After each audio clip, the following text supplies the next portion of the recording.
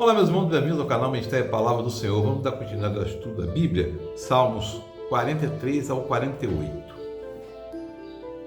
Salmo 43 é um salmo coraíta.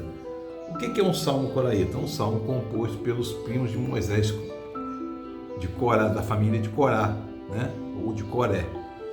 A história dele está lá no livro de Números 16, capítulo 16, né? Começa assim: faz-me justiça, ó Deus, defende a minha causa contra um povo infiel, livra-me dos homens traidores perversos, pois tu, ó Deus, és minha fortaleza. Por que me rejeitaste?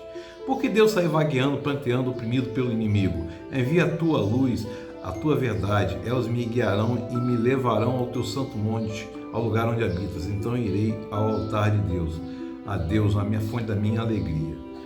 E ele termina falando assim: porque está assim tão triste, ó minha alma, porque está assim tão perturbada dentro de mim.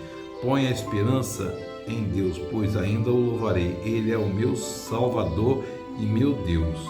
E a gente vê aqui, meu irmão e minha irmã, a gente vê aqui que a fé descrita no final aqui, ela confronta os fatos, né?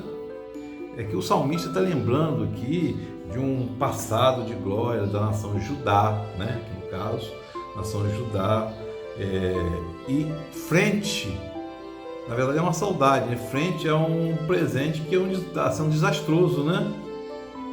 E aqui o salmista, ele professa uma inegociável fidelidade, uma inegociável fé em Deus, né? Tanto que ele fala: pois ainda o louvarei, ele é o meu Salvador e o meu Deus, né? Você vê que é um lamento, né? Alguém que está preso ali entre a teologia, sua teologia, e os fatos da vida, e está vivendo um processo de derrota nacional e de grandes aflições, né? O Salmo 44 também é um salmo coraíta. É um salmo coraíta. É que Israel grita por socorro, né? Depois de ter sido derrotado de um modo devastador, né? Como nossos próprios ouvidos ouvimos, ó Deus, os nossos antepassados não contaram os feitos que realizaste no tempo deles. Você vê que está se relatando lá também lá no Salmo 43, né? São quase que salmos, um salmo só, né? Com tua própria mão expulsaste as nações para estabelecer os nossos antepassados, arruinaste os povos, fizeste prosperar nossos antepassados. Não foi pela espada que conquistaram a terra, nem pela força do seu próprio braço que alcançaram a vitória, mas pela mão direita, pelo teu braço e pela luz do teu rosto, por causa do teu amor para com eles. És tu, meu rei, meu Deus, e tu decretas vitórias para Jacó. Jacó aqui é Israel, né? Todos sabem, né? Contigo pomos em fuga os nossos adversários. Pelo teu nome pisoteamos os que atacam. Não confio no meu arco. Minha espada não me concede vitória, mas tu nos concede a vitória sobre os nossos adversários e humilha os que nos odeiam. Em Deus gloriamos o tempo todo. Louvaremos o teu nome para sempre. Mas agora nos rejeitaste e nos humilhaste, já não sai mais com nossos exércitos. E aí você vê aqui que é um lamento, né? Uma situação terrível, né? E aqui a gente percebe que esse é um salmo régio, um salmo para o rei, né? E é um salmo que tem um significado messiânico muito forte. A gente está vendo aqui, né? E a gente tem que levar em conta o que ele fala sempre: a nossa vitória nunca é nossa, nós não ganhamos nada pelo nosso próprio braço, ganhamos sempre com o braço do Senhor Deus, pela intercessão do Espírito Santo e pelo amor de Jesus Cristo, que morreu na cruz por nós. A verdade é que nós somos e seremos sempre dependentes de Deus. Nós não temos nenhuma capacidade se não for no nome do Senhor Jesus, em Deus, e se não formos orientados pelo Espírito Santo, né? Precisamos lembrar sempre disso, né? O Salmo 45 é também um salmo coraíta, é um poema para casamento, né? E aqui a gente pergunta: casamento de quem? Casamento do povo de Deus com a igreja. A igreja, Cristo estabeleceu a igreja é o povo de Deus, é a nação de Deus, escolhida por Deus. A igreja é a nação escolhida por Deus.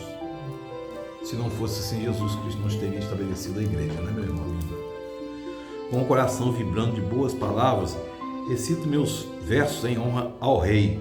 Seja a minha língua como a pena de um hábil escritor. És dos homens o mais notável.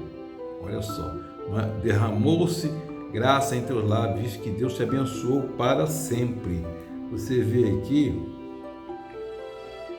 que o trono é um trono de Deus, regente nomeado por Deus, mas também podemos pensar, quando fala que és o homem mais notável, derramou-se graça em teus lábios, visto que Deus te abençoou para sempre, podemos pensar aqui que o homem mais notável é Jesus Cristo, o Senhor da igreja, né? O Senhor da igreja. Tudo foi colocado para Ele, criado por Ele, né? Prende a espada à cintura, ó poderoso, cobre-te de esplendor e majestade, a tua majestade cavalga, tuas flechas afiadas atingem o coração dos inimigos do rei, debaixo de teus pés caem nações.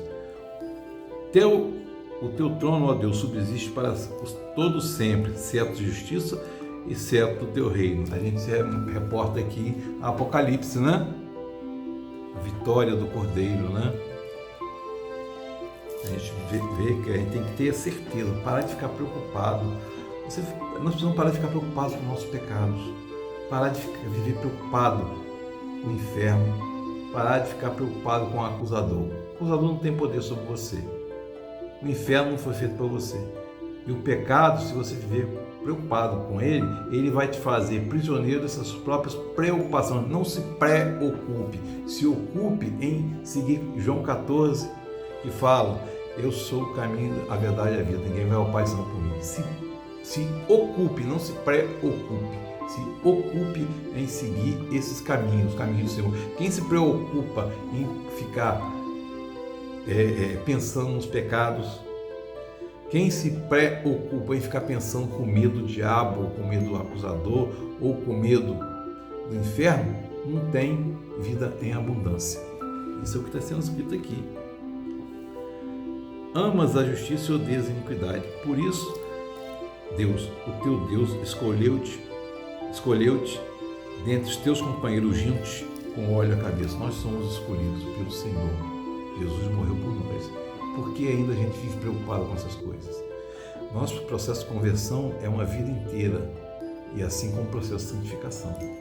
Não existe evangelho sem cruz, e não existe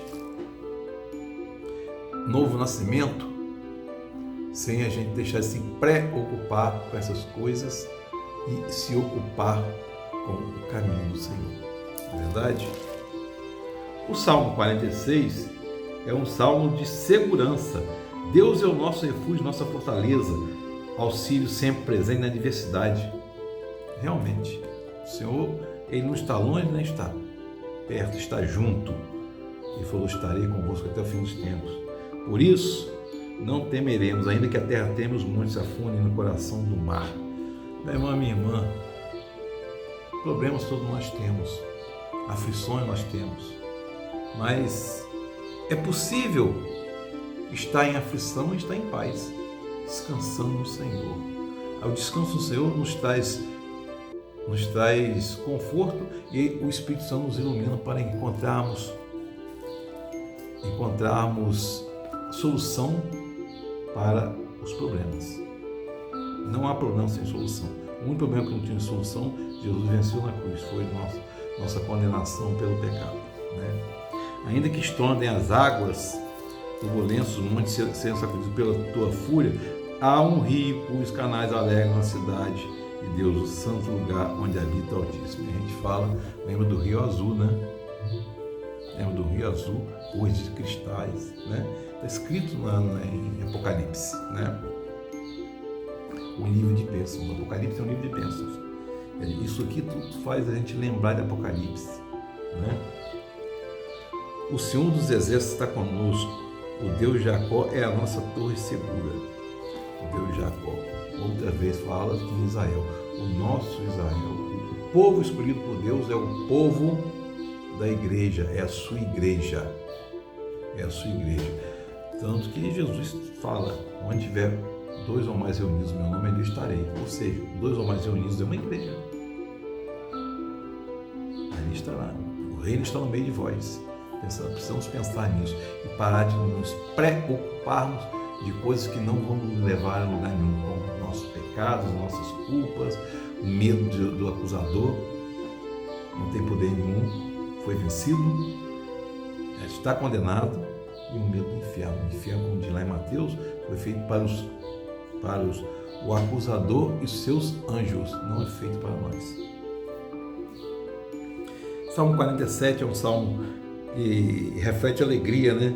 Elevação do reino universal do Deus de Israel, testemunho das nações, porque o Israel, o propósito de Israel, no começo do mundo, foi criado para levar o testemunho às nações do Rei Universal, Deus, né? Batam palmas, vocês, todos os povos, aclamem a Deus com cantos de alegria, pois o Senhor Altíssimo é temível, é o grande Rei sobre toda a terra. Aqui está vendo, aqui quando fala terra, a gente pode fazer uma abrangência cosmológica, né? Do governo de Deus sobre todo o cosmos, sobre toda a existência universal, sobre todas as galáxias, planetas, estrelas, né? Ele subjugou as nações ao nosso poder, os povos colocou debaixo dos nossos pés. Função da igreja, que outra vez, olha, bater palma, aclamar a Deus com cantos de alegria, né? Levar a Deus, levar a mensagem de Deus a todos os povos. Uma tradução fala ide, pregar o evangelho a todas as criaturas, não é ide, é indo pregar o evangelho, ou seja, onde você estiver, você vai pregando, vai falando de Deus, vai falando do evangelho, da salvação, né? E o capítulo 48, ou Salmo 48, também é um salmo coraíta, né? Grande é o Senhor e digno de louvor, né? Digno de louvor, seu santo monte, belo e majestoso é a alegria de toda a terra. Com as alturas do Zafon é o monte Sião, das suas cidadelas Deus revela como sua proteção. Vejam, os reis somaram forças, juntos avançaram contra ela. Quando viram, ficaram atônitos, ficaram aterrorizados, até mesmo o pavor os dominou, contorceram-se como mulher no parto. E a gente vê aqui que o povo aqui, ele está agradecido a Deus e mostrando a Deus que na vitória o Senhor foi quem estava lá e quem deu. E em algumas vitórias, como a gente cansou de ver lá atrás, né, na mesma guerra contra os filisteus, foram confundidos, mesmo o povo israelense tão menor número, os inimigos foram confundidos, tomados de pânico e fugiram, né? E termina assim, que este é o nosso Deus para todo sempre, ele será o nosso guia até o fim. Meu irmão e minha irmã, que o nosso Deus seja sempre o nosso guia até o fim, porque essa vida aqui é até um fim, mas a gente vive não para essa vida, mas para outra vida. Se não fosse assim, como está escrito na carta de Paulo aos Coríntios, não teria, a nossa fé seria vã, mas não. Jesus veio, morreu por nós, ressuscitou. Nisso está a nossa certeza, a nossa esperança. Que Deus nos abençoe. Amém.